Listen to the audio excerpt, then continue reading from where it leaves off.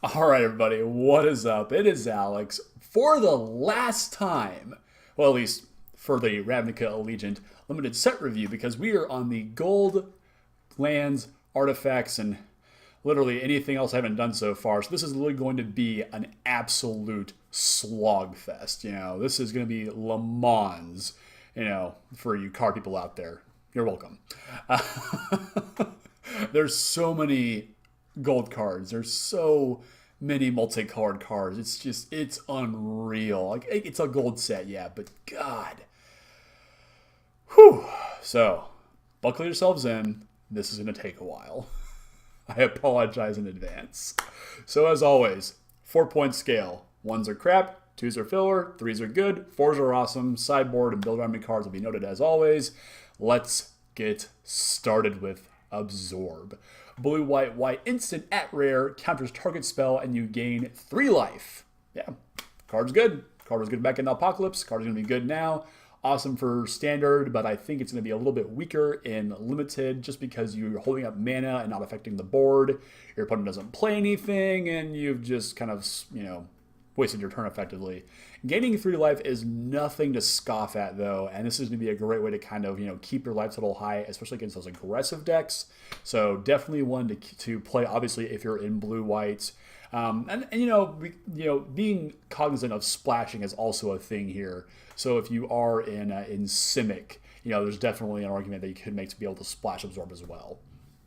Next up, we have Aeromunculus. This was the first card of the Adapt that got spoiled. Very, very cool card. 1 blue-green common homunculus mutant. Weird. 2/3 flyer. It adapts 1 for 2, a green, and a blue. So this card's actually surprisingly powerful as well. 2/3 on a flying body is quite relevant in this set with all these spirits flying around. So I gave the Aeromunculus a 2.5 here. It gets a lot better once you adapt, obviously. And having, again, that mana sink that we already saw in so many of the green cards really showcases just how powerful Simic is here. Really cool card. Next up, we have even better Simic cards. We have Applied Biomancy. Blue-green instant at common. Choose one or both. Target creature gets +1/+1 until the end of turn, or return target creature to its owner's hand. So this is a combat trick and a bounce spell all wrapped up in a nice, neat little package for 2 mana. This card is ridiculous. Obviously, your spell slots are going to be, very precious in your blue-green decks. So I think this might be one of the more premium ones to be able to play with, and this is a really powerful card. It just sucks that isn't a +1/+1 counter. Would be even better. Next up, we have the Azorius Knight Arbiter. The hits just keep coming. 3, a blue, and a white gets you a 2/5 human knight at common with vigilance that cannot be blocked. The body is huge on this thing. It will block for days. It will attack for days. A couple of these, topping the curve of your blue-white deck or your green-blue deck or your black-white deck, splashed in there, will eventually just grind your opponent down. These will demand an answer. And if 5 mana is the only thing wrong with this card. If it was any less expensive, it'd just be an absolute bomb. But as it stands, it's a 2.25 for me. And, in other sets, this would be a quite powerful card. But when you have so many other gold cards to compete with, the power level is really high. And the bar is so high that you got to clear. But this one still is a pretty good standout card. I quite like it. Next up, we have the Azorius Skyguard. 4 white, not green, 4 white, blue. There we go. Human Knight at uncommon. 3/3 flying first strike. Creatures your opponents control get -1/-0. So this is going to be just, this is what I said. The bar is high to clear for powerful gold cards, and the Skyguard absolutely crushes the bar. This is a 2.5 for me. The ability to make your opponent's team smaller. First strike is huge. Flying is huge. Flying's always powerful limited, and it's a blue-white flyer. Like you don't need much more of a signal than that to know that this is a good card here. So 2.5 for me. Skyguard, really powerful stuff here. Next up, we have the first of our XXYY cycle, where it's 2 colors of one and 2 colors of another. Creature Spirit, uncommon, Basilica Bell Haunt, black, black, white, white, 3/4. As it enters the battlefield, each opponent discards a card and you gain 3 life. As this cycle goes, this is one of the weaker ones. I feel the body is still quite big, and blocks quite well, and the life gain is nothing to scoff at either. Discarding a card on sort of like turn 4, sort of like that midpoint in a game of Magic, and being able to force your opponent to discard a card at that point, it could be very detrimental to their game plan. So this is a really powerful card. Give it a solid 2.5 for mid, but it's definitely on the weaker end of this particular cycle. Next up, we have Bedevil. Black, and red instant at rare. Destroys target artifact, artifact, creature, or planeswalker. Sorry about that. Artifact, creature, or planeswalker. I love having flexible removal. Hero's Downfall was really powerful in Standard when it was in Theros. And I think this is going to be a great successor to that card, especially in this gold set for Grixis and Jund decks especially. So I gave this one a solid 3. Kills a lot of problematic cards that you'll be dealing with in Limited. Next up, we have Biomancer's Familiar. Blue-green mutant at rare. It's a 2/2. Activated abilities of creatures you control cost 2 less to activate. If this can't actually reduce its ability for mana, gosh, this is hard, to less than 1 mana. So 1 is like your bare minimum, it looks here. And you can tap it, and the next time a target creature adapts this turn, it adapts as though it had no +1/+1 counters on it. So this allows you to readapt creatures that have already adapted. So this card's really, really powerful. Definitely a build around me card, obviously, but once you do have a bunch of adapt creatures, this is going to be a cornerstone of your deck, and you can just go absolutely wild because all of those adapt costs are cut down by upwards of 50% in some cases. At minimum about 30% in others. Really powerful card here. So very, very cool. Solid 3 for me and a great build around me. Would love to see this guy break out in Standard and do some really cool things as well. Next up, we have the Bolrak Clan Crusher. 3 red-green Ogre Warrior, uncommon, 4/4. You can tap it and remove a +1/+1 counter from a creature you control. And Bolrak Clan Crusher deals 2 damage to any target. Super cool. All of those riot creatures that get +1/+1 counters on them all of a sudden become machine gun fodder for this guy. Your adapt creatures become machine gun fire for this guy. Super powerful, and I think if you can splash this into any deck that has an abundance of +1/+1 counters, you're going to have a really good time with this card. Solid 2.5 for me, and it just beats down really well too. Love this card. Next up, we have Captive Audience. 5 black-red enchantment, mythic rare, so you know it's going to do something crazy, and it does. Captive Audience enters the battlefield under the control of an opponent of your choice. So typically only one. At the beginning of your upkeep, so now the person who has been attached to, you choose one that hasn't been chosen. 1, your life total becomes 4. 2, discard your hand. Or 3, each opponent creates 5/2/2 black zombie creatures tokens. If you resolve this, the game is going to end in very short order. There's no good option here. The only downside is that it costs 7 mana, but I think, this definitely belongs in a mid-rangey red-green deck that can splash this. Or grindier black-white deck that can, again, splash this. You're not going to be playing this in your aggressive Rakdos decks, but this card's so powerful and just does so many goofy things here. So I quite like this a lot, and I could even see this breaking into Standard. Gave it a 3. It would be a 4 if it just wasn't so damn expensive, but still super cool. Next up is a card that I hate. I hate that this card exists and what it represents. We have Cindervines, a red-green enchantment at rare. Whenever an opponent casts a non-creature spell, it deals 1 damage to that player. You can pay 1 and sacrifice Cindervines and destroy target artifact or enchantment and deal 2 damage to that permanent's controller. This just has Wizards hates control written all over it. And we'll get to a card that has this even more in a moment. This card pains me that it exists. I'm just happy that it's a sideboard card in Limited because there's no reason to play this main board. There aren't enough non-creature spells being cast in a game of Limited unless you're in a game of draft where your opponent is just on blue-white spells. That's the only time this becomes relevant. But beyond that, sideboard only, but I still hate it. Next up, we have the first of our guild mages. Every guild gets its own sort of like, signature person that represents what they can do. And this is the clan guild mage for the Gruul clan. Red and green gets you a human shaman at uncommon. It's a 2/2. You can pay 1 in a red and tap it. Target creature can't block this turn. Or you can pay 2 in a green and tap it. Target land you control becomes a 4/4 elemental creature with haste until the end of turn. It's still a land. I like this one a lot. All of the guild mages are quite powerful. This one, absolutely is included in that. Obviously, you want to be aggressive with your Gruul deck, so being able to stop blockers, make lands that could even be defenders in some cases, or just, fireballs out of nowhere. Really, really cool card here. Love it a lot. I give the Clan Guild Mage a 2.5. Moving right along, we're making good time, I think. We're on to Combine Guild Mage. This is the one that just makes me go, gah, this thing's scary as hell. Combine Guild Mage is a blue and a green for a Merfolk Wizard at rare, or uncommon, sorry. 2/2 Merfolk Wizard. They can pay 1 in a green and tap it. This turn, each creature you control enters the battlefield with an additional +1/+1 counter on it. Scary. Tap 1 in a blue, and move a +1/+1 counter from target creature you control onto another target creature you control.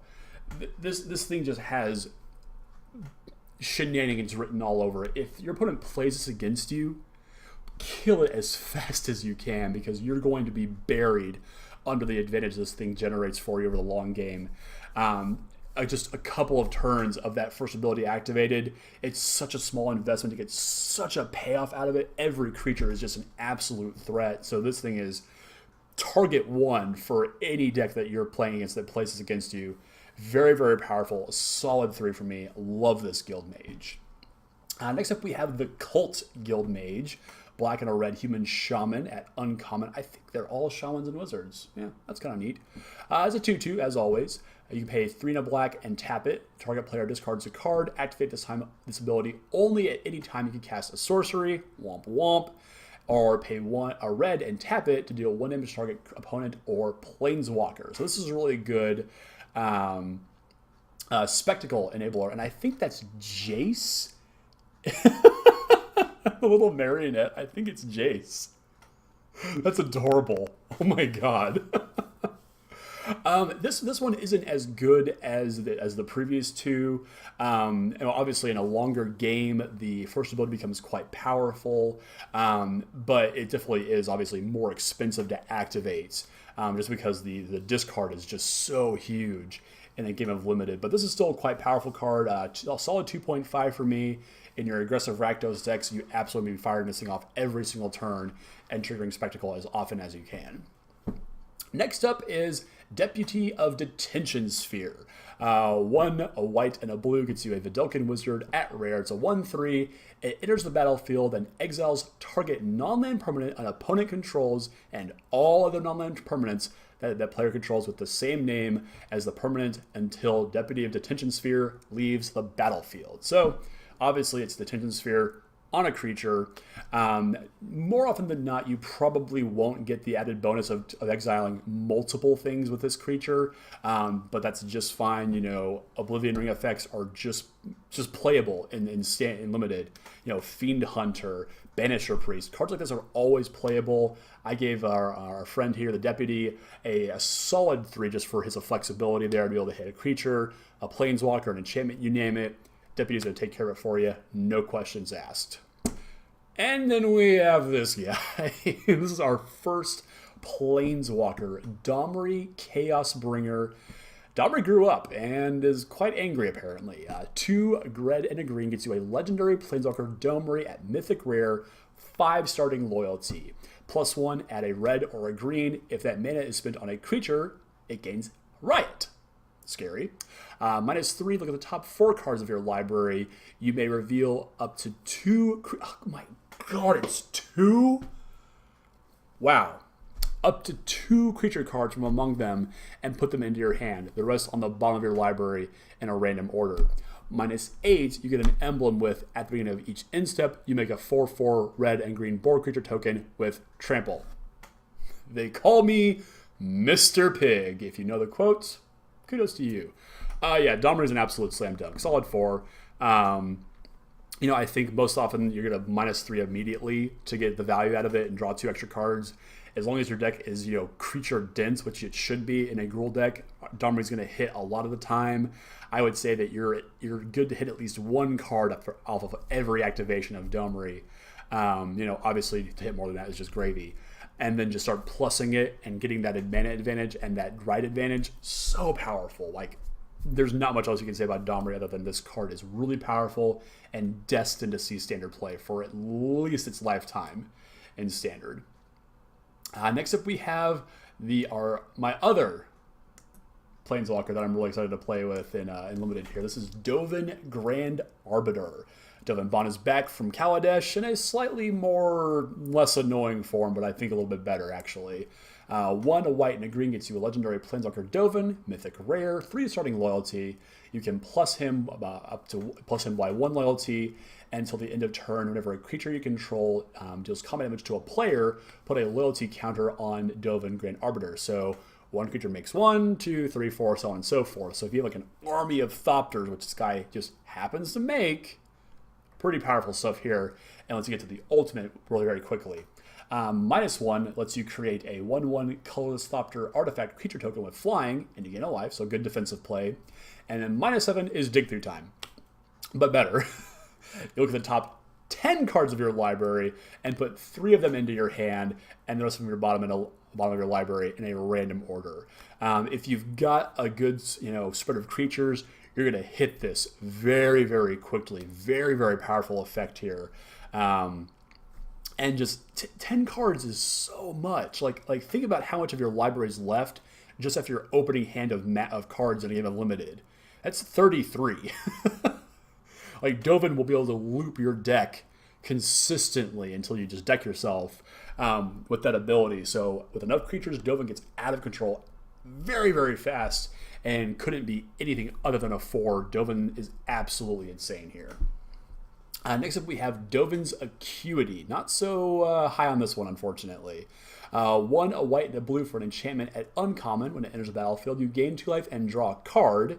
Whenever you cast an instant spell during your main phase, you may return Dovin's Acuity to its owner's hand. So this is really pushing you to cast all of your addendum spells at sorcery speed. Most of them are worth it, but it just kind of rubs me the wrong way to have to play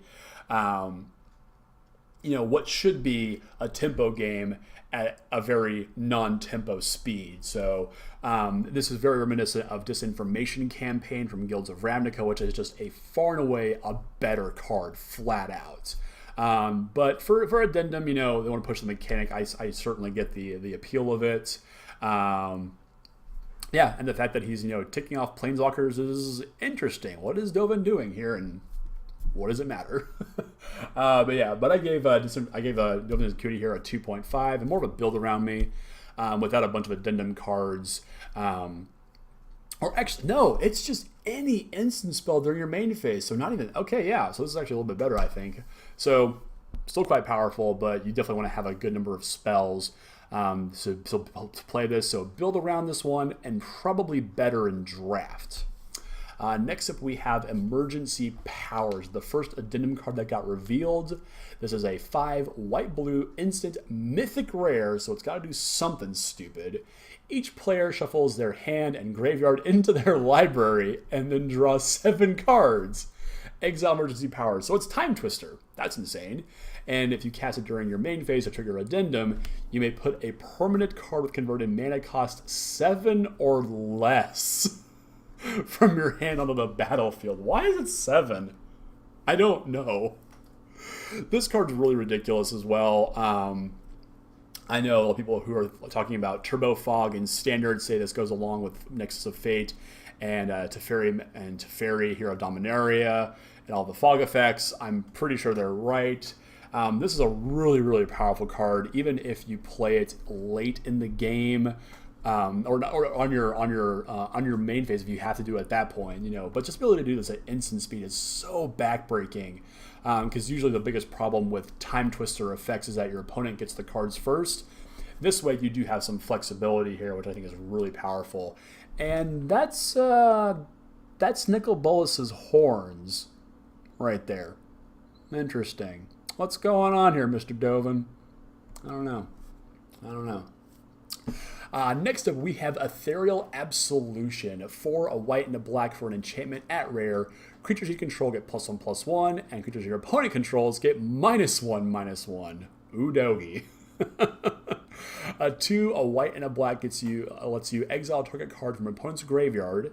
If a creature card was exiled this way, you create a 1/1 white and black spirit creature token with flying. This is an awesome card. I don't know how you beat this. Like, this is so powerful to have this Curse of Death's Hold, not a Soul's Betrayal effect, and to just have extra advantage attacked onto it as well. It's going to give you a constant stream of blockers, great for offense as well. 3.5 for me. This is first pickable, and I will play this in any black or white deck that I'm building for sealed. What a card. Absolutely insane. Next up, we have Final Payment. Black-white instant at common. As an additional cost to cast this spell, got it right that time, pay 5 life or sacrifice a creature or enchantment, and you may destroy a target creature. This is surprisingly powerful stuff here. Obviously removal of any kind is good, and you're not dead until you're at 0. So 5 life is, I'm happy to pay that. I cast a lot of Orzhov charms when Gatecrash came out originally, and that was a really surprisingly flexible card for people who weren't expecting it.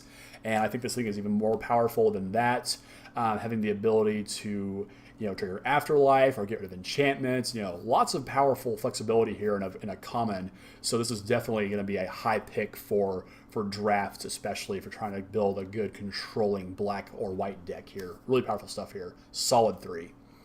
Next up, we have Fireblade Artist. A red and a black gets you a human shaman at uncommon 2/2 with haste. At the beginning of your upkeep, you may sacrifice a creature. When you do, Fireblade Artist deals 2 damage to target opponent or planeswalker. So this is obviously another way to enable Spectacle in your aggressive Braktos decks. And, you definitely don't want to go too crazy with the sacrifice effects, but if you've got some of the black creatures with Afterlife, there is a little bit more fuel to feed to this guy here. And if you're in, any kind of a Mardu combination, you definitely have the ability to make those spirits as well from all the other Afterlife creatures. So this one's pretty powerful. I like this guy a lot. And just the ability to kind of just shock your opponent down is, slowly but surely is a really cool way to win a game. And this might see some play in Standard Aristocrats as well if that deck becomes, a real thing. Next up, we have the Frenzied Arnyx. 2 red-green Cat Beast common, 3/3 with Riot, Trample, and you can pay 4 red-green and give it +3/+0 till the end of turn. This is just another one of those Gruul cards that's just absolutely absurd when you look at it. The body is huge. The Riot is fantastic. Having Trample is nothing to scoff at either. These are commons, people. Commons. And when I said the power level for commons is, for gold cards is high and, hard to clear, Arnyx here does it. Just absolutely absurd here how good this card is.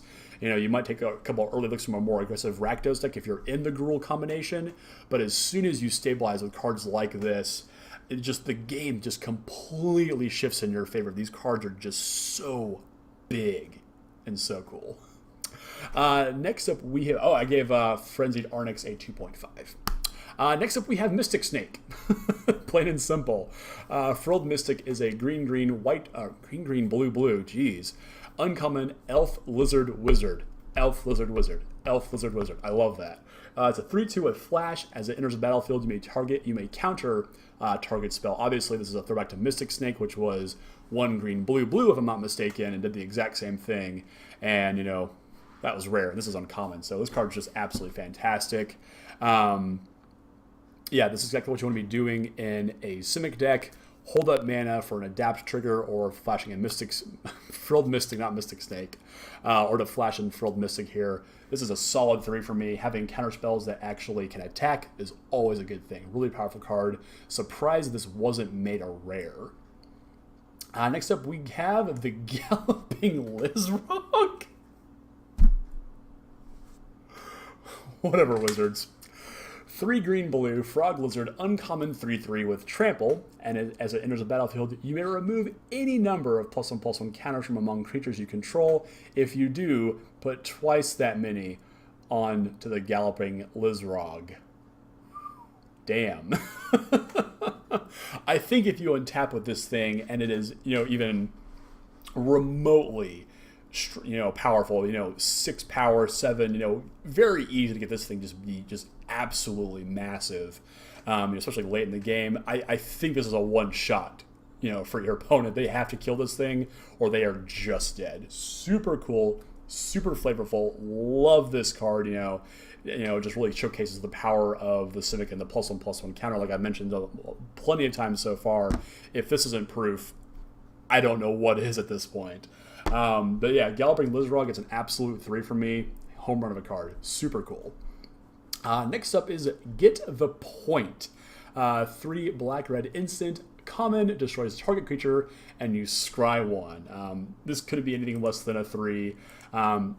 It'd be even stronger if it didn't cost 5 mana, but this is unconditional removal in a set where there's so many big things that need to be killed. Absolutely first pickable if your pack is weak in draft.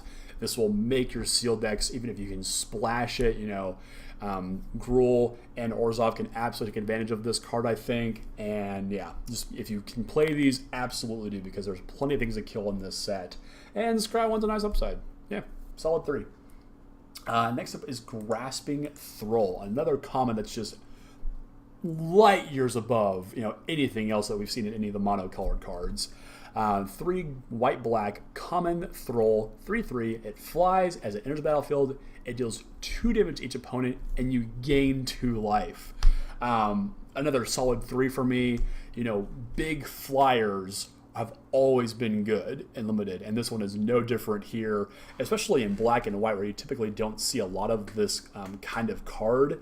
Typically, this is going to be more of a blue-white thing, but to see it here is absolutely awesome. This is a great common for your Orzhov decks or your Rakdos decks or your Azorius deck. The combinations are infinite here, and it's cards like this that really reward you for being a little bit creative with the way you're going to build your deck, and really get a cool payoff from a card that you might not typically be able to play in a particular color combination. Very powerful stuff. Solid 3 for me. Next up, we have Growth Spiral. Blue-green, instant at common, draws you a card, and puts a land into play, land on the battlefield here. I'm not 100% sure where this is going to land in Limited. Just playing a land at instant speed is obviously powerful, and drawing a card, is always good as well. But I think this is more just like, reminiscent of Think Twice, where you're just drawing cards, you're just cycling. So at a point, I think there's like a diminishing return on this card, so you might want to play like a copy or 2. But I'm not super jazzed about playing this, but it's still very powerful, and I think there's going to be some things it can do in standard as well. So this is a 2.5 for me. Getting to see what is it called? Explore at instant speed is quite impressive here. So solid, powerful card, and probably going to be more impactful than I'm giving it credit for, but I need to play with this one first before I can give it a more definitive ranking. But as it is, solid 2.5 right now. We have next up the Gruul Spellbreaker. 1 green-red. I get these backwards all the time. 1 red-green. There we go. Ogre Warrior at rare. 3/3. Riot. Trample. As long as it's your turn, you and the Spellbreaker have hexproof. This is hexproof I can at least get behind. It completely invalidates Settle the Wreckage. All of your opponent's instant speed removal is completely blanked by this guy. He's just super annoying. Destined for standard play. Obviously still very good in Limited. 3 mana 3/3s are good. 3 mana 4/4s are better. And this guy just has a lot of flexibility to him. I like him a lot. It's against everything that I like about a Magic card. I can't counter it. I can't remove it. There's something blue about it. I don't know. This card just it just blows my mind.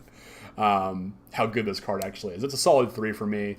Yeah, not much you can say about this guy. It's awesome. Next up, we have the Gyre Engineer. 1, a green and a blue for an uncommon Vidalcan Wizard, 1/1. You can tap it to add a green and a blue. And this is how we get to those massive payoff cards and your really expensive adapt costs in Simic. And if you're splashing a little bit for Gruul as well. Gave the Gyre Engineer 3 just raw mana acceleration. Obviously being a 3-mana 1/1 is not great, but this guy's not getting into combat. This guy's putting you super ahead on your mana. This is taking you from 3 to 6 and beyond. This card's really powerful. Do not sleep on this one if your opponent plays it, because they're going to do something really stupid with it, I guarantee. Next up, we have the Hackrobat. I love it. Namings are so good in this set. 1, a black and a red, gets you an uncommon human rogue, 2/3 with spectacle, black, red. You can pay a black to give it death touch until the end of turn, or pay a red to give it +2/-2 until the end of turn. I love the tension that this card creates for your opponent when you attack with it. Well, do I put something in front of it and let it die to the death touch, or how do I dance around this card, or do I take the damage and get punched for 4? Having 3 toughness on her is super relevant. It's probably one of the most the highest toughness on a card like this is just absolutely terrifying, because it's so hard to block it, and if you're not, you're just taking tons of damage. So this is an absolute slam dunk for your black and aggressive aggro decks in draft, and the spectacle cost just makes this card that much more dangerous. This card is really powerful, solid 3 for me. Next up, we have High Alert, because apparently Wizards loves to print this effect all the time now. A 1, a white, and a blue gets you an enchantment at uncommon. Each creature you control assigns combat damage equal to its toughness rather than its power. And creatures you control can attack as though they didn't have Defender. Pay 2, a white, and a blue to untap target creature. I didn't count the Defenders in this set. I didn't care to count the Defenders in this set. I'm not playing this card. Maybe, if I've got a couple of the Azorius Knight Arbiters, obviously the card gets really nuts with this thing. But beyond that, it's a little too cutesy for me. It's more of a commander thing for Arcades, the strategist. Go crazy with the kids, but this one's not for me. This next one, though, I'll play this one all day long. We've got ourselves a little Hydroid Crassus Jellyfish Hydra Beast. Mythic Rare, X, green-blue, 0/0. Whenever you cast this spell, you gain half X life and draw half X cards. There's something really odd about that templating, but it's whatever. Round down each time. Flying Trample, and it enters the battlefield with X +1/+1 counters on it. This thing is this is the absolute payoff for your blue-green ramp deck. If you've got a card like Gyre Engineer, any other way to generate excess mana, this is absolutely your biggest payoff here. I think if you resolve this, the chances of you losing is just basically 0. An absolute 4 for me. First pick it in draft, slam it in every green or blue deck you can play. This card's really, really powerful. Next up, we have the Imperious Oligarch. A white and a black gets you a human cleric. At common, it's a 2/1 with vigilance and afterlife 1. This is a really solid curve filler. I'm happy to play this in any white or black deck I play. In sealed, getting an extra body out of it with afterlife is really powerful, and just the rate up front is so good that you're basically getting it is a free creature, obviously. But you're basically paying nothing for either body, and Vigilance is really powerful here as well. So solid 2 for me. Nothing super exciting, but it is a really powerful card when you do get to take advantage of it. Next up, we've got Judith the Scourge Diva. I love that Rakdos finally seems to have this identity of this crazy, death circus orgy thing. That's the best way to describe it. Super, super crazy, honestly. I love the flavor of it. 1 black red legendary creature, human shaman at rare, 2/2. Other creatures you control get +1/+0, and whenever a non-token creature you controls dies, she deals 1 damage to any target. I'm glad that it doesn't say tokens as well, because this card would be absolutely absurd at that point. But just the ability to play this, turn your team sideways with the Anthem effect, really puts your opponent in a very tough spot to really kind of figure out what the hell they're supposed to be doing. Obviously, she's a little bit on the weaker side, which gives her a little bit of a ding, in my opinion. But she's obviously going to excel in aggressive black-red decks and drafts. So she's still super powerful. 2.53 for me. She's somewhere in there. I just haven't quite decided yet, but she's really powerful and just does a lot of things and it's such a flavorful card too. Next up, we have the Kaya Orzhov Usurper. She's killed all of the Obsidat, and I'm really sad about that, actually. A white and a black gets you a legendary Planeswalker, Kaya, Mythic Rare, 3 starting loyalty, +1, exile up to 2 target cards from a single graveyard, and gave 2 life if at least one of those is a creature card. You can -1 and target non-land permanent with converted mana cost 1 or less is exiled automatically. So things like, Aether Vial, Goblin Guide, see where I'm going. Or -5, and Kaya Orzhov Usurper deals damage to target player equal to the number of cards that player owns in exile, and you gain that much life. So this is pretty cool. The +1 obviously is fueling the -5, and to see that it's a relatively cheap ultimate to activate as well is quite powerful too here. 3.5 for me. The -1 is basically a blank in this set. There aren't a bunch of 1-drops that you actually care about. But as long as you have a way to continuously keep both your opponents and your own graveyard stocked up, that +1's going to come in really handy and just make it really hard for you to die, especially and on top of having to worry about Kaya as well. And then that ultimate could just very well just blow them out of the game entirely. So 3.5 for me. Really flexible. Would love to see her in more than just limited play here, and I think she's got the stats to make it. Next up, we've got Kaya's Wrath. White, black, sorcery, rare. The moment where she kills all the Obsidat. How it's possible, I don't know. Destroy all creatures, and you gain life equal to the number of creatures you control that were destroyed this way. So if you have a bunch of afterlife triggers that are going off, you're obviously getting bonuses out of that, and getting all the creatures that come back is really powerful. But yeah, Wraths in Limited are just powerful as it is. Don't let that mana cost scare you away. As long as your deck is built correctly, you're more than likely to be able to cast this when you need to. And, the life that you get back that you might have, lost while you're getting to the point where you can cast this will more than likely make up for that deficit. But yeah, Kaya's Wrath, solid 3.5 for me. Would be a 4, but just that mana cost is just a tad bit too much. Next up, we have Knight of the Last Breath. 5 white-black, uncommon, 4/4, giant knight. Pay 3 and sacrifice another non-token creature and create a 1/1 white and black spirit token creature with flying, and it also has Afterlife 3, so you get 3 spirits out of it when it dies. I'm not super high on this one. The ability is really, really cool. Obviously, you'll have the mana around to activate it once you've cast this, but it's just so underwhelming, that it takes so much mana to get my opinion is so little out of it. And for the mana cost too, 7 mana for a 4/4, that's a steep investment, and I don't know if those 3 spirits are actually going to be worth it. I don't think my black-white decks are wanting to cast this thing all that often. I might be wrong, but as it stands right now, I gave the Knight of Last Breath a solid 2. Next up, we've got Lavinia Azorius Renegade. She's back, and unfortunately not very good in Limited. A blue and a white gets you a legendary creature human soldier at rare. Each opponent can't cast non-creature spells with converted mana cost greater than the number of lands that player controls. Whenever an opponent casts a spell, if no mana was spent to cast it, counter that spell. She's a 2/2. Yeah, she basically doesn't do anything in Limited. There are no effects that actually do this. With the I guess like Hydroid Crassus is the only thing that she can possibly basically counter.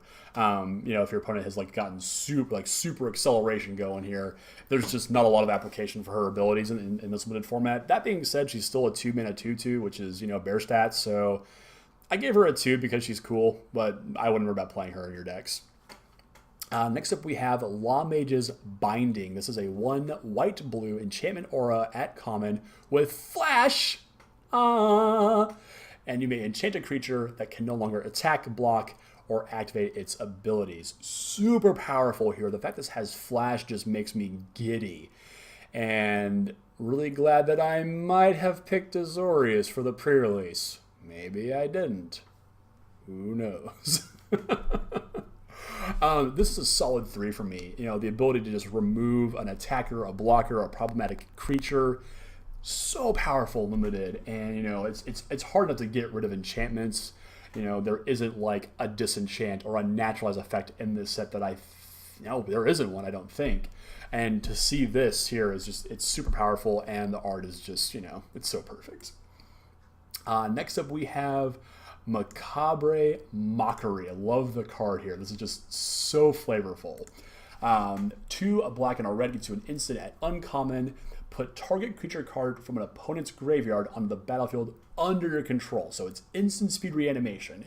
It gets +2/+0 and gains haste until the end of turn, and you sacrifice it at the beginning of the next end step. The Rakdos putting fun in Funeral. Love it. Yeah, this card is really powerful, obviously. This is a great way to kind of catch your opponent off guard, you know, pull one of their creatures out to block, or get like, you know, that last attack in there as well. Super flexible. It needs a little bit of setup, so it's just a 2.5 for me, but it's still a very, very powerful card indeed. Next up, we've got Mortify, a card that hasn't seen print since I think original Ravnica block, actually. 1 white-black instant uncommon, destroy target creature or enchantment. Flat out. This is an absolute solid 4 for me. I'm ranking it higher than I did the Devil just because it's easier to cast, and it's so powerful, so powerful. I will first pick this in draft. This will make every deck I play Unlimited that I can splash this into or not. So powerful, solid 4 for me. Not much else you can say about Mortify. Next up, we have Nikia of the Old Ways. 3 green-red, Centaur Druid, legendary Centaur Druid at rare 5/5. You can't cast non-creature spells anymore. Womp womp. But whenever you tap a land for mana, you add an extra mana of any type that land could produce. Awesome. So you're mana flaring, essentially, doubling all of your mana here. Yeah, Nikia is actually really powerful. The downside of not being able to cast non-creature spells anymore is kind of a moot point. You're already in Gruul. You don't have that many non-creature spells to begin with. Super powerful here. And just, you know, to be able to get to those super high mana costs to cast things like the Raise End board, the giant pig thing, is really, really powerful here. And, you know, multiple spells in the same turn, all enabled by Nikia. Powerful, powerful stuff here. Next up, we have the Pitiless Pontiff. White and a black gets you an uncommon vampire cleric, 2/2. You can pay 1 and sacrifice another creature to give Pitiless Pontiff Death Touch and Indestructible until the end of turn. This is going to be your Aristocrat's Enabler in Standard, kind of the replacement for Cartel Aristocrat, which was probably too good for what she did. 2.5 for me. This is an absolute must-have in any Afterlife deck or any deck that can just take advantage of sacrifice effects. Very, very powerful, and I'm guaranteeing this will see some play in Standard as well. Again, solid 2.5 for me. Next up, we've got our new Prime Speaker. This is Prime Speaker Vanifar. 2, a green and a blue, gets you a legendary creature, Elf Ooze Wizard. I don't know how that works. Mythic rare, 2/4, and you can tap her and do the following. Sacrifice another creature. Search your library for a creature card with converted mana cost equal to 1 plus the sacrificed creature's converted mana cost. Put that card on the battlefield, then shuffle your library. Activate this only time you can cast a sorcery. Does anybody know what Birthing Pod is? This is Birthing Pod on a stick, essentially. She's an absolute build around me because you have to have the ability to go 1, 2, 3, 4, 5, 6, or whatever you're doing there. You can't have gaps in your curve. That's a huge recipe for disaster. So as long as you've built your deck correctly, there is a lot of play to her. So she's definitely a build around me. Unfortunately, otherwise, and a solid 2.5. You know, the body is somewhat relevant. Being able to block is pretty good here. But I think might be one too many hoops to jump through in terms of deck construction to make her really worth it, unless you draft her and just, you know, make sure that you've got the curve exactly where you need to go. But otherwise, it's a cool card, and it's always nice to see, you know, banned cards kind of come back a little bit. Maybe we'll get a Splinter Twin-esque effect someday. Would be nice. Anyway, Rafter Demon is next. 2 a black and a red for a demon at common, 4/2 spectacles for 3 black red, and when it enters the battlefield, if you paid its spectacle cost, each opponent discards a card. Awesome. Yeah, this guy I gave, this is just a 2 for me, and the biggest downside comes from the fact that it is a 4/2, which are just abysmal stats. You know, we've seen 3/2s, and what makes you think that a 4/2 is going to be much better, especially one that costs this much? Yeah, the discard is nice. It's a good top of the curve for your aggressive red decks. So there might be some play to this guy, but as it stands, I'm really not excited about Rafter Demon here. Solid 2, but, you know, not much more beyond that. And next up, we have the Rakdos Firewheeler. Black, black, red, red, human rogue at uncommon, 4/3. When it enters battlefield, it deals 2 damage to target opponent and 2 damage to up to 1 target creature or planeswalker. Awesome. The Firewheeler here is just super flexible in all that it can do. This is, again, is another one of those XXYY creatures that just seems to be just so blatantly pushed. I'm looking at you, Night Veil Predator, and just, you know, absolutely sits, you know, amongst all the strongest of them. Gave it a solid 3. This is a great card for your aggressive Rakdos decks and a great way to enable Spectacle as well. Next up, we have the Rakdos Roostabout. 1 a black, a red, Ogre Warrior at common, 3/2. Whenever it becomes blocked, it deals 1 damage to the player or planeswalker it's attacking. So kind of like a pseudo trample effect is actually kind of neat here. I like this, the design at least a lot here. But unfortunately, it just has that damning stat combination of 3/2, where you're going to attack and you're going to ping him for 1, and most likely this will die. Which is really unfortunate, but, you know, it is what it is. It's a solid 2 for me. You know, if you've got a bunch of these in your Rakdos deck, you know, I can see it being somewhat impactful, but I'm not going to go out of my way just to, you know, to jam this in every aggressive deck that I'm playing here. And this next one, on the other hand, though, Rakdos the Showstopper. 4 black red legendary creature, demon, mythic rare, 6/6, flying trample. When Rakdos the Showstopper enters the battlefield, flip a coin for each creature that isn't a demon, a devil, or an imp, and destroy each creature whose coin comes up tails. So now it's funny because I actually didn't think there were any other demons, devils, or imps in this set. There's actually 4. So maybe there's some synergy there. But yeah, this is a really kind of funny board wipe to play with. And even, you know, if you don't kill a bunch of creatures, you still have just a massive beast that's just going to be really hard to kill. And then anything that you kill with its coin flip effect is just, you know, gravy on top. And I really don't think you have to worry about playing against opposing demon, devil, or imp decks unless you're playing commander, and then, you know, can't help you there. But Rakdos, super powerful. Gave it a solid 4. Next up, we have Ravager Worm. 3 green, red, red, creature worm, mythic rare, 4/5 with Riot, because of course.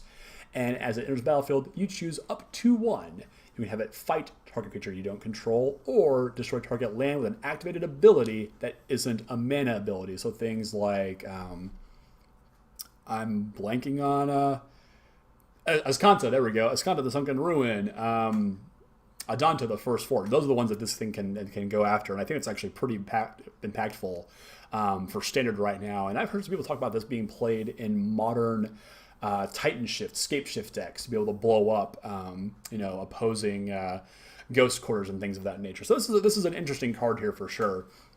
It's an absolute monster as well. Gave it a 4, no questions asked. Next up, we have Rhythm of the Wild, another card that I'm really not happy they have printed. This is a 1 red-green enchantment uncommon. Creature spells you control can't be countered. Really, Wizards? Really? And also it gives non-token creatures you control Riot. And now here's a fun fact. Riot can stack. If a creature has Riot and you have this in play, you can have both effects, or two +1/+1 counters, or double haste, or it's just stupid.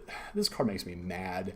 Like, I get it that Wizards wants to go to a more sorcery, heads up, everything's on the table kind of game, but cards like this just irritate the crap out of me. But I get it. It is what it is, but it's a 3. Yeah. Giving everything right is powerful, I guess. Build around me, whatever. Moving on. Just hold on. Okay. You've been going for almost 50 minutes. 50 minutes, actually, Alex. Have a breath. Have a breath. Okay, home stretch. Rebel Belt Runner, 1 red-green, the Ashino Warrior, common 3/3 that cannot be blocked by token creatures. Yeah, solid. 2.25, it's a solid curve filler. If you can make it bigger, it's even better. Just, because we have so many token generators, and, specifically the ones in Orzhov being part of its mechanic. Yeah, nothing to scoff at here. It might not go the distance, but it's definitely at least a curve filler for my red-green decks. Next up, we have Savage Smash. 1 red-green sorcery common. Target creature you control gets +2/+2 until end of turn. It fights target creature you don't control. Fight effects will always be right up Gruul's alley. Bread and butter for limited play. And the +2/+2 is absolutely massive. It's a little bit more expensive than I like to see. We've things like Prey Upon, which are just fine, but this one just makes that effect even better. This is effectively just flat out removal here. So Savage Smash is a 2.5 for me. Awesome, awesome card.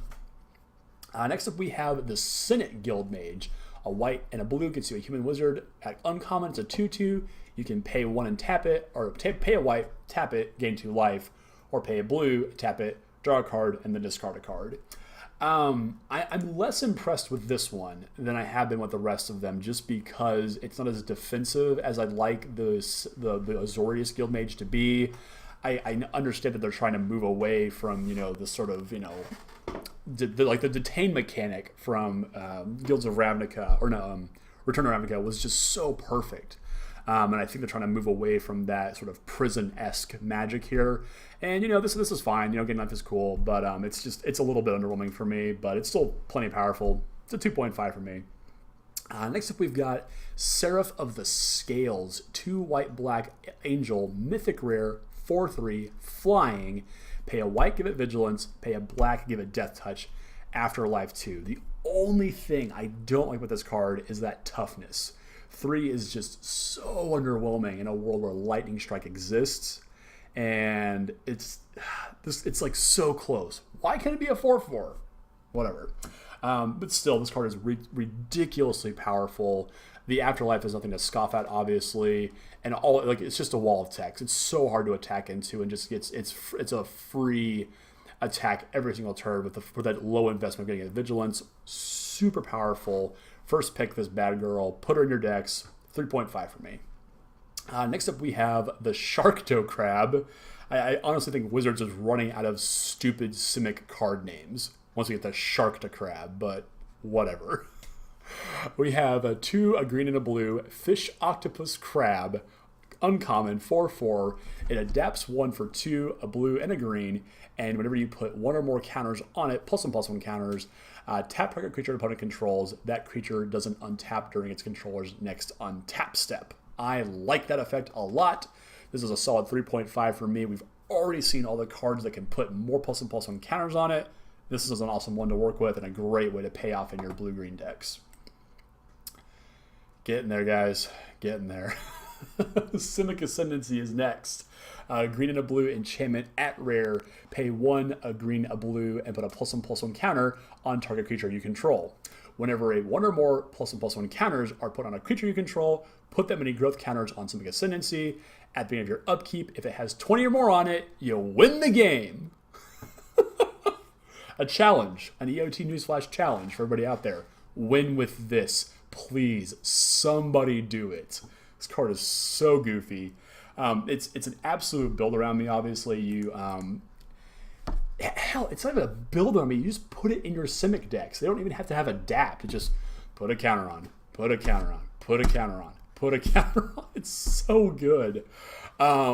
It's janky. It's so memey.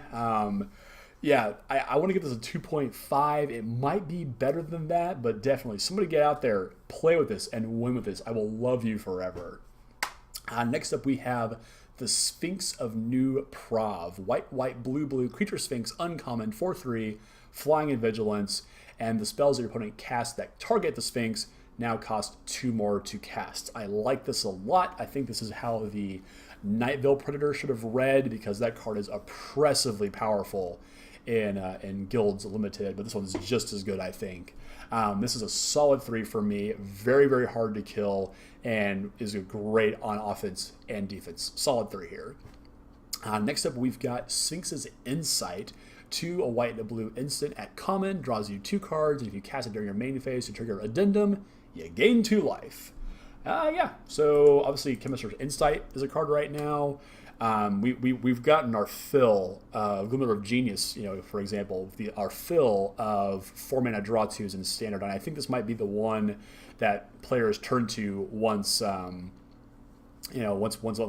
we have Chemist's Insight kind of rotating out of favor. Maybe there's a balance to strike there. I'm not 100% sure on that one. But this is a solid 2 for me. It doesn't affect the board. Again, it's holding up mana that you could be using to cast spells. But if in a pinch, and if the board's kind of clogged up, casting it in your main phase to draw the life is certainly an option, but it's certainly not an exciting option. So solid card filler, but nothing I'm all excited to play with. Next up, we have Sunder Shaman. Red, green, giant shaman, uncommon, 5/5 that cannot be blocked by more than one creature, and when it deals damage to a player, you destroy target artifact or enchantment that player controls. Now, that last line of text is really important here, because the one card that I was really impressed with in Guilds Limited were the lockets. Like, every deck, aside from the more aggressive Boros decks, usually had at least one locket. The card draw on those is nothing to sneeze at. And just be able to blow those up is really, really powerful here. The body's huge. The mana cost is just right for a Gruul card like this. Really powerful. I gave the Sunder Shaman a 3, solid 3. Next up, we've got the Syndicate Guildmage. A white and a black gets you a human cleric. 2/2 at uncommon. You can pay 1 a white and tap it, and tap target creature with power 4 or greater. Or you can pay 4 and a black and tap it to deal 2 damage to target opponent or planeswalker. This is the one that I am the least impressed by. I don't like this one all that much. Still give it a 2.5 just because it has the inevitability off of the last ability. But only be able to tap creatures with 4 power or greater is such a detriment. And it seems like all of the guild mages tapped creatures in some way or form or fashion. It's just really kind of underwhelming. That's all they can come up with here.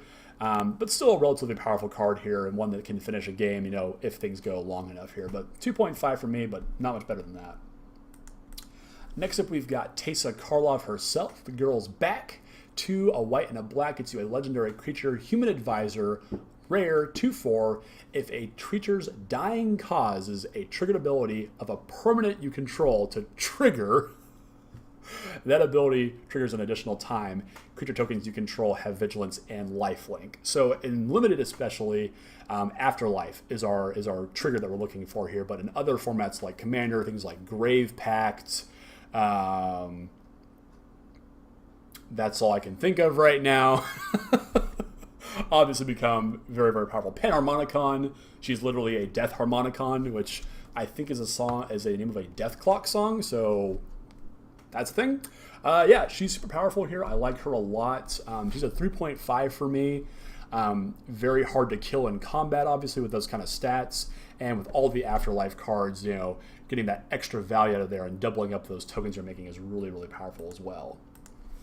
Next up is a card that I'm just blown away by, just how powerful this card is. I think more for Standard than Limited play, but still quite a powerful card. This is Theater of Horrors. 1, a black and a red gets you an enchantment at rare. Beginning of your upkeep, exile the top card of your library. During your turn, if an opponent lost life this turn, you may play cards exiled with Theater of Horrors. Again, it skips that cast clause, so you can play lands off of this, which is really beneficial. And you can pay 3 and a red, and it can deal 1 damage to target creature or planeswalker. So it's a built-in spectacle generator for itself here. So maybe if you can't get through on a turn, you can still, ping them. And it's a pretty good way to just kind of, shoot your opponent down on their ends if you have mana left over. So really powerful card here. I don't know if it has quite the strength to play in Limited, especially Sealed, but definitely a very high pick in Draft because you can kind of, obviously make the Spectacle deck around it and really make that extra card work for you. So really powerful, solid 2.5 for me, but I think could be better than I'm giving it credit for. Next up we have Zagana, Utopian Speaker. She's stepped down from her post as the Prime Speaker, so I don't know what that means in lore reasons. But for 2, a green and a blue, you get a legendary Merfolk Wizard at rare, 4/4. As she enters the battlefield, if you control another creature with a +1/+1 counter on it, you draw a card. Yep. She adapts 4 for 4, a green and a blue, and creatures you control with a +1/+1 counter on it have trample. Obviously, we already have a creature that does the exact same thing, but only in green. And literally the only upside here is the card draw. So I'm really unimpressed from her from a card design standpoint. Zagana has always been a really, cool creature. The one from Gatecrash drew a zillion cards when you cast her. So seeing this one here is really underwhelming, but she's still very powerful, obviously. She's a solid 3, but is just a little bit underwhelming in terms of what she actually does, as a legendary creature. I think they could have done a lot more with her here, though. Next up, we are getting into the Z's. Oh, do we have to go into actual hybrid spells, too? Gosh, there's so many cards in this set.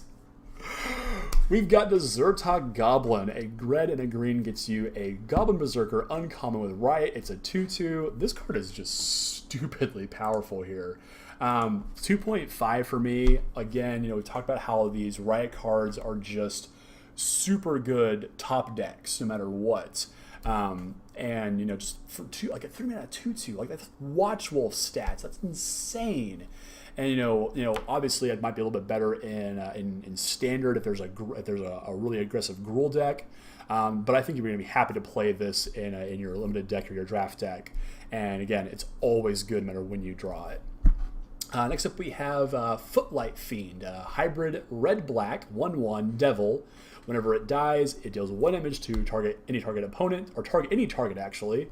It's kind of, the flavor is really adorable here. It's literally just holding a candle because the footlight is broken. Unfortunately, I give it a 1. I'm not super excited to play this unless I am just the most low to the ground, aggressive black or red deck or black-white deck. That 1 damage is just not what I'm in for, just at all. Pass on this one hard. Next up we have Rebel Slinger, 2 and a hybrid red-green for a human warrior at common, 2/3 with reach. 2/3 is good, 3/2 bad, 2/3 good. Especially with reach, you'll be able to block all of those afterlife tokens. She's not super powerful, but she definitely does have a place on the curve, so I won't be unhappy to play her, but I'll most likely be looking for something better to fill the spot that she might be taking up. So, but still pretty powerful card here for what she is. Next up we have the Scuttle Gator, 4 hybrid blue-green for a crab turtle crocodile at common, defender 6/6, and you can adapt for 6 hybrid blue-green. Adapts 3, and as long as it has a +1/+1 counter on it, it can attack as though it didn't have defender. So make it 9/9 for a lot of mana. It's certainly not as impressive as some of the more, obviously the uncommon adapt creatures are just so much better than this. But, much like we talked about some of those other 6 drops that are commons, but they're a good curve topper if you need a bomb. And I think Scuttle Gator kind of fills that spot relatively nicely, but it's just so expensive for what it does here. But solid 2 for me, good curve filler. Next up, we've got the Senate Griffin, 2 hybrid blue-white, creature Griffin, common, flying, 3/2, enters the battlefield, scry 2. Now here's my addendum to the 3/2 rule. In the air, it's awesome. Yeah, but it does kind of hurt that it's only a 2 toughness creature. But again, that 3/2 in the air is so much more different than a 3/2 on the ground, where it's so easy to constantly getting blocked. So that Griffin gets a 2.25 for me. A little expensive for what it does, but card advantage or card, at least deck manipulation, is always a welcome advantage in a game of limited where too many lands is just a death sentence, or too few lands is also a death sentence. Next up, we have our last hybrid card. This is Copa Vampire. 2 hybrid black-white gets you a 3/1 vampire at common with lifelink. This is super underwhelming. If 3/2s are bad, how good is a 3/1? Lifelink aside, the gained life is just not going to be worth it unless you're just able to get this thing through somehow, consistently turn after turn. I'm not going to start this one at all unless I'm just scrapping for playables, and I'm hoping I have something better than the Scope of Vampire here. Okay, literally home stretch now for the gold cards, everybody. We are on to our split cards. There's no fuse this time, which is kind of a bummer because I really like the way that mechanic lets you play. So let's just jump right into them. We have Bedeck and Bedazzle. Bedeck is a hybrid black-red, black-red. Target creature gets +3/-3 until the end of turn, and Bedazzle is a 4 black-red instant as well. Destroys target non-basic land. Bedazzle deals 2 damage to target creature or opponent or planeswalker. So I like Bedeck as a removal / pump spell when you need it.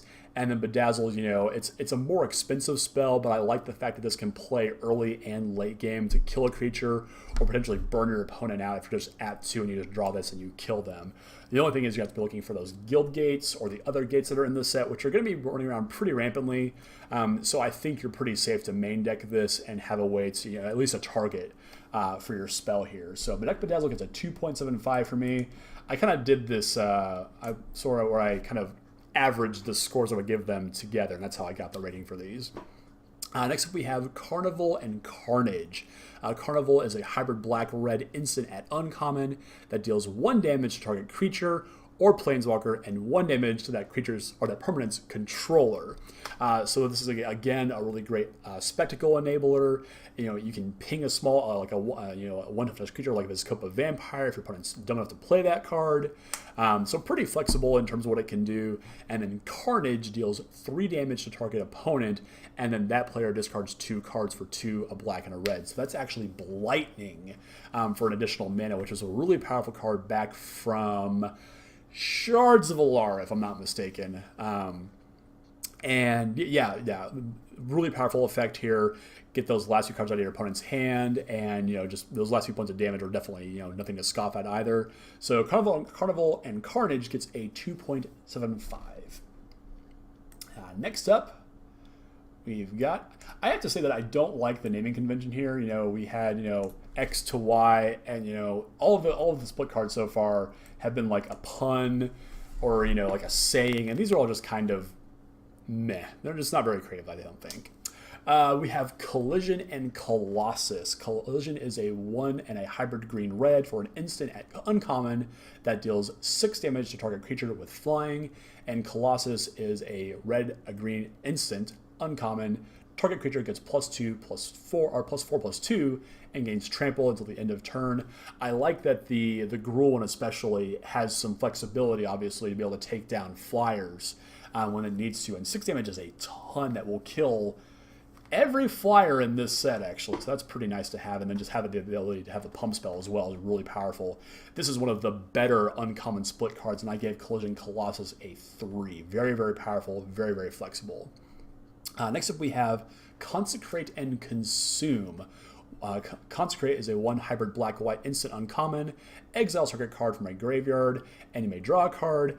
And Consume is a 2 black and a white for a sorcery at uncommon. Target player sacrifices creature with the greatest power amongst creatures they control, and you gain life equal to its power. So Consecrate's kind of meh. There's not a whole lot of reanimation going on in this set, or cards that you want to get out of the graveyard. This might be something more, for constructed play. I'm not quite sure, but Consume is basically, it's untargeted targeted removal.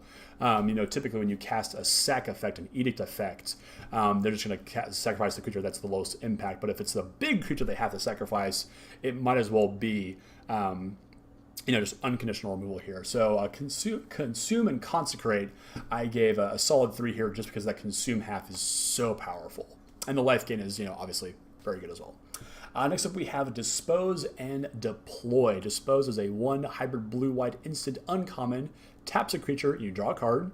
And Deploy is a 2, a white, and a blue for an uncommon at instant that lets you create 2 1/1 colorless Thopter artifact creature tokens with flying, and you gain 1 life for each creature you control. Now that's, again, really powerful. Dispose is a great tempo spell. Lets you draw a card from tapping an attacker down, and then to be able to deploy in the late game and just make a ton of value and get all this life from all these creatures you might be playing, because they're obviously we're a little bit more creature focused in what would traditionally be considered a control-ish guild. So I like both halves of this card quite a bit. I gave Dispose Deploy a 3. Next up we have Incubation and Incongruity. Some of these names get really wacky.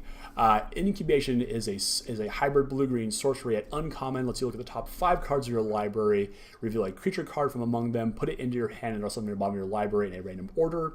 Incongruity is a 1 blue-green instant uncommon. Exile target creature. That creature's controller creates, I should say, a 3/3 green frog lizard creature token. Obviously, exiling is far better than killing something in this set because of Afterlife and so many death triggers that are going on. So that's really the half of the card that you want to be playing towards. Incubation is meh, but it's still powerful, I suppose. It's a solid 2.5 for me. The Incubation kind of drags down the other half, but Incongruity by itself is a very powerful spell indeed. Next up, so close. We have Repudiate, right? Yeah, Repudiate. Again, weird names. Repudiate and Replicate.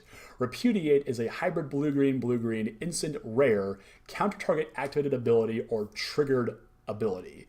So things like activations off of land abilities like Escanta, the Sunken Ruin, or Planeswalker activated abilities. Stuff like that is what that's able to counter.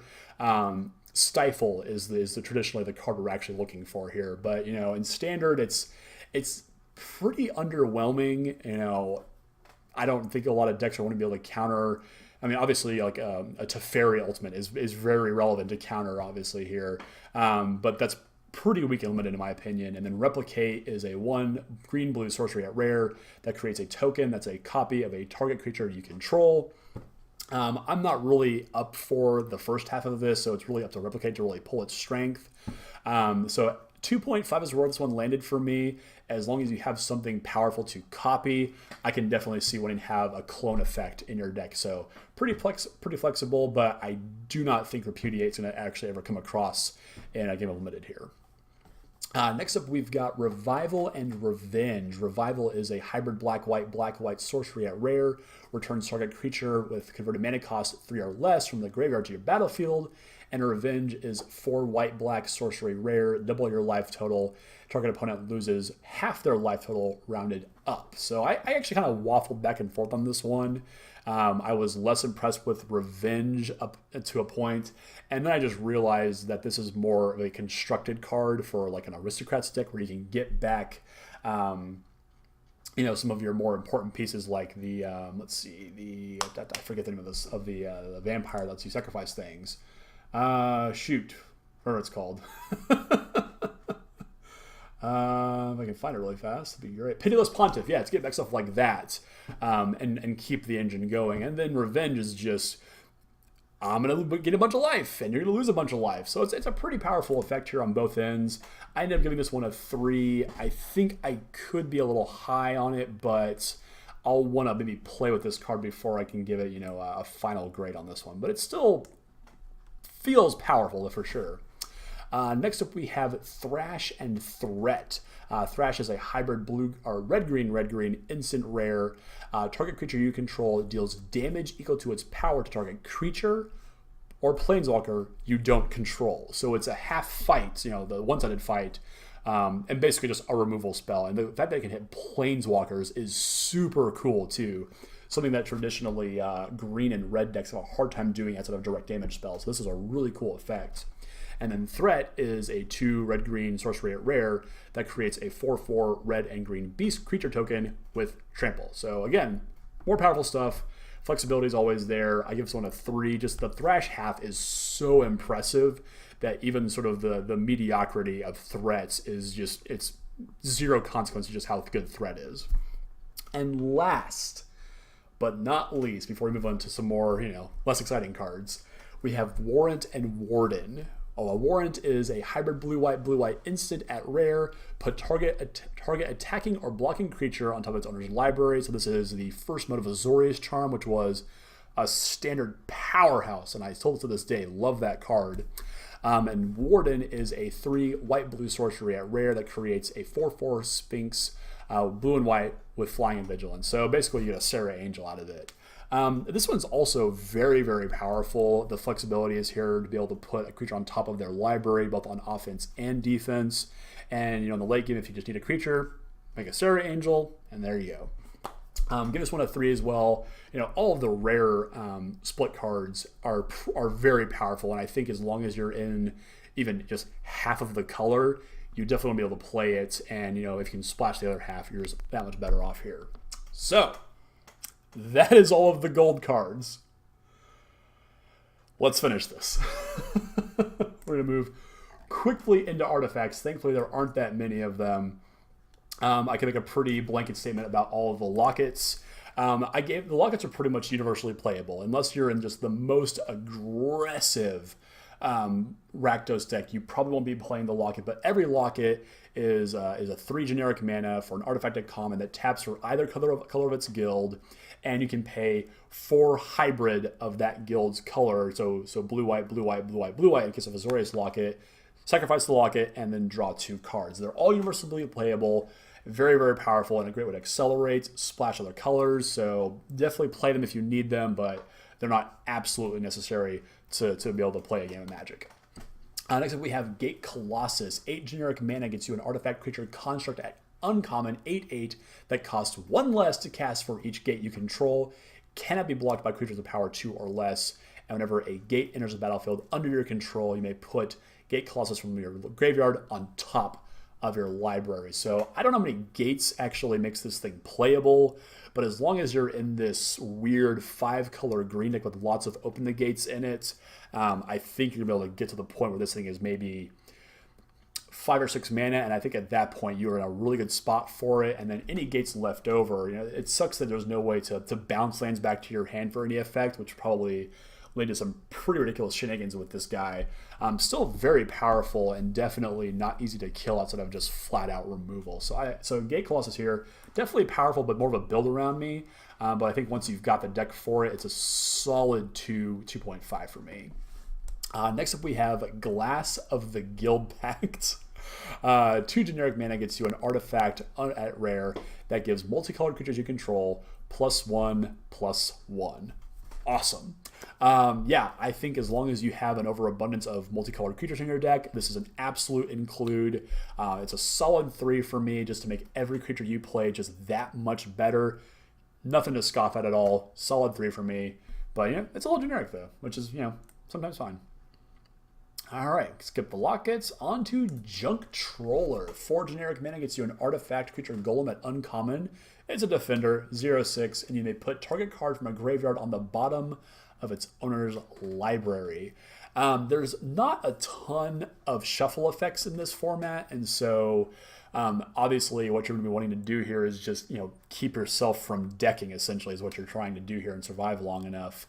I don't know what kind of deck would want this, to be completely honest. Most likely an Orzhov deck that just wants to keep playing its afterlife creatures, consistently, and sacrifice them and just keep playing and keep playing and keep playing and just make the game, in theory, go infinitely long as you have that engine available. It's probably quite powerful in that deck, but beyond that, there's not a lot of application for it. So definitely more of a build around me card.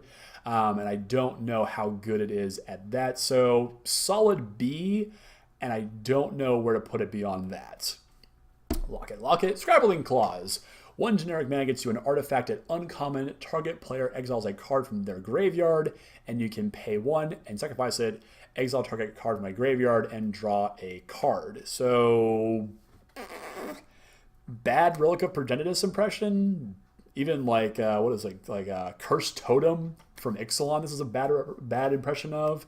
Yeah, just not super excited about this card at all. There's not a lot of graveyard shenanigans in this set, unlike we saw a ton of in Guilds of Ravnica, obviously. So this is definitely a sideboard card, and only if you like to bring it in against, you know, those occasional reanimation effects, which there just aren't a ton of in this set. So definitely want to leave it in the sideboard, and I don't think you'll ever actually have to worry about it either. Next up, we have a card that just makes me laugh.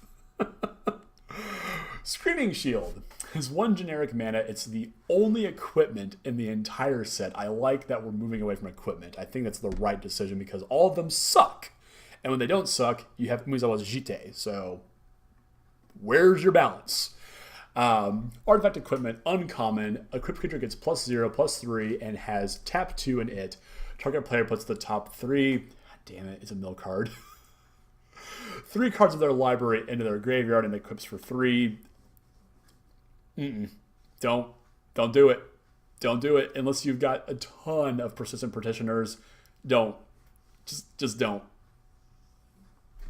0. Like, take the card and tear them up just so that you won't be tempted. Save yourself the humiliation. That's all I'm asking. More lockets. Sphinx of the Guild Pact is next. 7 generic mana, artifact creature Sphinx, uncommon. It is all colors. Has flying and is hexproof from monocolored cards. So this thing is damn near impossible to kill outside of, I think, Get the Point. It's also a 5/5. Like, this thing is just absurd. It's very difficult to, you know, tangle with this thing, especially in the air where there's just so few gold flyers, and the ones that are, you know, just aren't going to outclass this thing whatsoever. This will be much better off in a more slow, grindy black, white, or blue, white deck. And that's really about it. I don't know if I'm going to go on my way to play this. It's definitely a 2. It's definitely filler. Like, this is my finisher if I absolutely need one. It's neat, you know, to see this kind of this design come back, but beyond that, it's just pretty underwhelming. Next up, we have Tome of the Guild Pact. 5 generic mana gets you an artifact at rare. Whenever you cast a multicolored spell, draw a card, and you can tap it and add 1 mana of any color. So this is absolutely bonkers good, especially if you are in a 3, 4, or 5 color deck with lots of gates. Sphinx of the Guild Pact, perhaps, you know, the sheep that gets bigger for gates and stuff like that. So this card is really powerful. Obviously, card draw that's, you know, just completely free is really powerful. And to go late in the game when you just start casting your bigger bombs is obviously the big draw of this thing, and to accelerate them even faster by casting this early on is a really powerful way to go about things. This is a solid 3 for me. I think that this is probably worthy of a first pick in draft, and then you just kind of go berserk on the guild gates and all the gold cards you can, and just, you know, make this thing work for you. And definitely very appealing in sealed, where, you know, maybe your pool is a little bit shallow in where you want it to be, and you have to stretch out into those other colors. I think this is a good way to go about that as well, and pretty interesting stuff. And the fact that there's now this little like sun and moon symbol in the middle of the Guild Pact is telling. There's something going on here. I'm curious to see where this goes, for the story at least, because apparently the city is very, very flawed. Last but not least, we are on to the lands. I can make a pretty sweeping statement about guild gates and shock lands. If you have them in your colors, play them. If you need a splash and you have them, play them. And that's about it. As a rating, I give them all about a 2.5. Yeah, obviously the shock lands are great for value, but beyond that, they're just good for fixing. And if you want fixing, there you go. We do have actually a couple of cards we do have to talk about, though. We have Gateway Plaza, which is returning from Guilds of Ravnica. Enters battlefield tapped. When it enters battlefield, you must pay 1 or sacrifice it, and it lets you tap for a mana of any color. Obviously, this is going to be enabling your 5-color green decks, so I'm not super excited to take these highly just because of the tempo loss, that it really hurts to have this come into play. Basically, you're giving up all of your turn, especially in the early game, to get this out and have access to the mana. And just go for the Guild Gaze. Like, they're just that much better. And yeah, this like a card like Rupture Spire.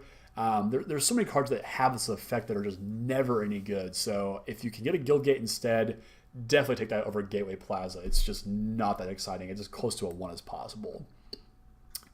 And let's see. Yep, that's it. Yep, that's it. Plaza of Harmony is the last card we have to talk about. And I will have Harmony in my life once I'm done. For an hour and 25 minutes, I've been talking. Plaza of Harmony is a land. It's a rare. As it enters the battlefield, if you control 2 or more gates, you gain 3 life. You can tap it to add generic mana, or you can tap it and add 1 mana of any type that a gate you control would produce. So this is actually, super powerful in your multicolored deck. So as long as you're going that direction, this is an absolute pickup for you. Especially in draft, if you have it in limited or in sealed, I think you want to play this. If you've got the gates for it, obviously play this one, and it's going to be really great for you.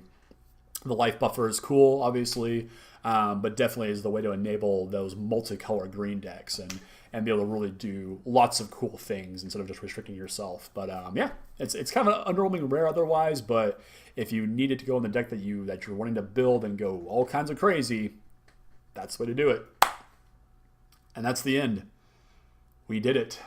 I did it. Every card, damn it! My voice is literally going as I sputter these words. Every card in Ravnica Allegiance has been now spoken about at some length. Your pre-release, if you're watching this in real time, kicks off tomorrow at midnight. I wish you all the best of luck. If you've got the time, please listen to the set review. I'm always curious to know your feedback. I've gotten little tips here and there about making things bigger, smaller, things like that. So if you've got an idea, if you want to be on one of these in the future, please let me know. I'd love to have more opinions and perspectives on these cards than just my own. So please, reach out to me. Let me know down in the comments. And of course, don't forget to like, share, and subscribe. Ugh, wouldn't that suck if that was the last word I got to say before my voice just gave out completely? Horrible. Horrible, horrible. But it hasn't been. So thank you very much for hanging out with me and watching all of this. Again, a big shout out to Steven the Spell Piercer for coming out and hanging out and doing the black cards the other night. Looking forward to having him on more in the future. Looking forward to doing more content for you guys. We're getting back into the game. The hiatus is over, and I can't think of a better way to kick it off than a massive set review that just about killed me. So thank you so much for watching, guys. It's been real, and we'll see you guys very, very soon. Have a great night.